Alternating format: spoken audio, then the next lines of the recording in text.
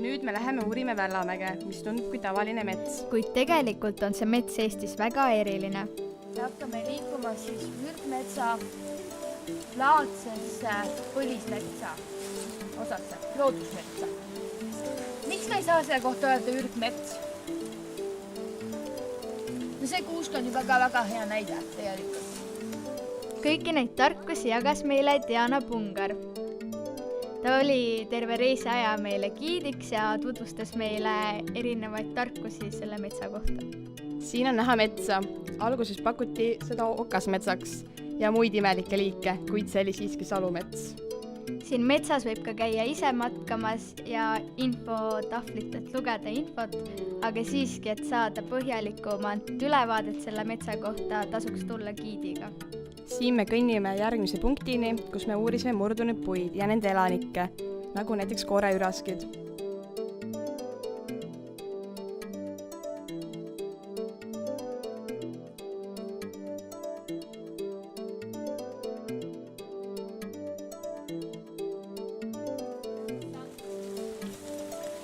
Me räägime siin siis nüüd sellest kaitse alla rangesti kaitstavast vööndist. Me räägime siis sellest, et mis toimub siin sihtkaitsemööndi osas üldse siin me elame.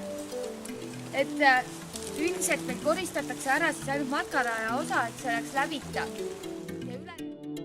Kõik puud, mis on kukkunud või veel kukuvad metsas, siis neid ei puututa ja need jäetakse lihtsalt sinna nii, nagu nad on. Kõik, mis meile räägiti, kirjutasime ka loomulikult ülesse, sest järgmine päev ootas meid test.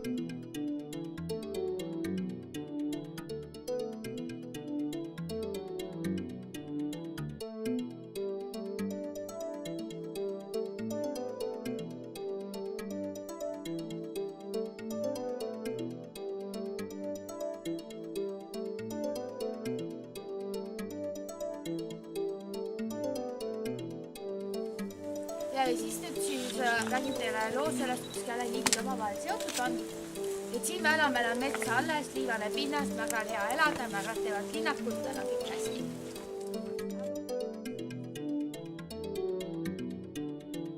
Vällamäe pinnavormid tekkisid umbes 13 000 aastat tagasi. Vällamäel on ka soo, mille turbakiht on 17 meetrit ehk Eesti kõige-kõige.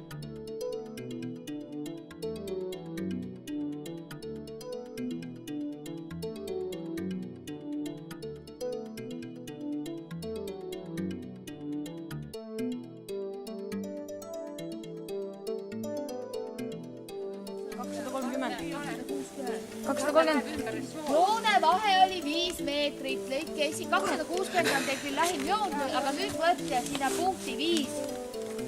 Kas siis meetreid juurde või meetreid maha? Nüüd me ronime üles mäest, mille kõrgust me just mäejalamil arvutasime. Alguses tundus see rada väga kerge, aga mida kõrgemale me jõudsime, seda raskemaks läks. See mägi võttis meid täiesti läbi ja viimastel meetritel me ei jõudnud enam hingatagi. Aga ülesse me jõudsime.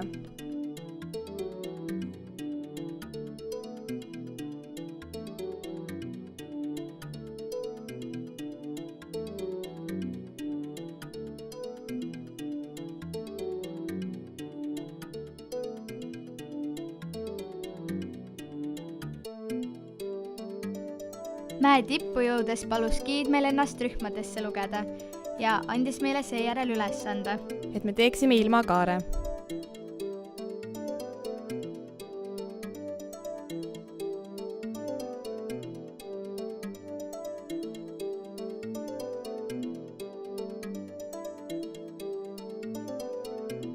Ja sealt tulevad meie viimased matkajad ja me saame oma ülesandega alustada.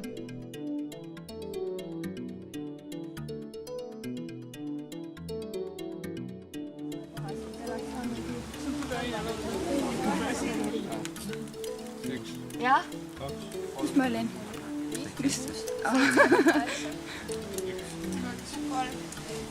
5, 7, 8,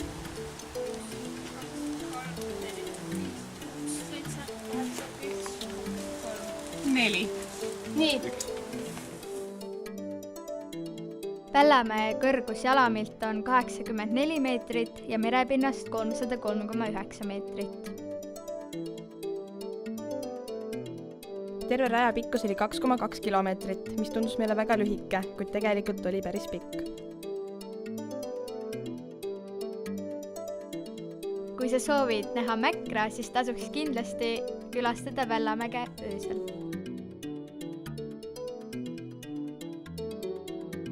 Kuna vahest pärast vihma on metsa kohal näha auru, siis vanarahvas arvas, et see on põrgu katlast tulev suits ja ei julgenud metsast midagi võtta.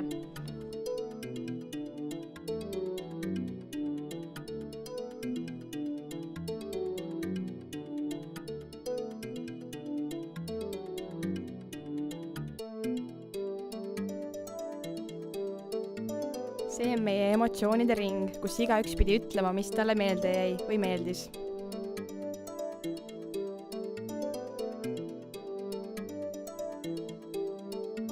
Ning Martin helistas kohe oma emale, et oma emotsioone ka talle edasi anda.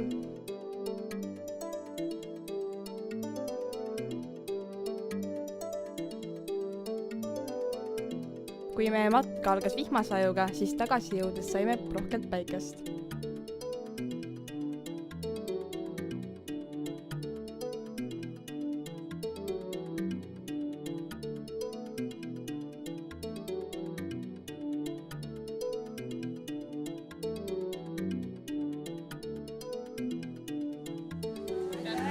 Aga me plaksutame. Päike tuli ka välja meile rõõmsalt. Õnneks. Just pidime töölehti täitma hakkama. Töö läheb nagu, teeme uuesti üle, ma paljundan teile esmaspäevaks. Me teeme klassid ja teeme korralikult üle selle kõik, et see ei ole probleem. Aga me teeme lõpupildi ennast, me tegime ka esimese sellesama Vällamäe sildi juurde, koguneme sinna kokku. Teeme ühe klassipildi.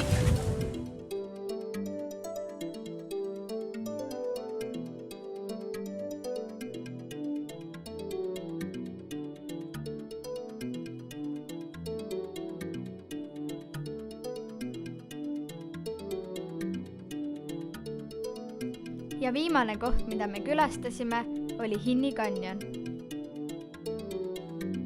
Hinni kanjon asub Haanja looduspargi sihtkaitsevööndis, mis on looduspargi rangema kaitsekorraga vöönd.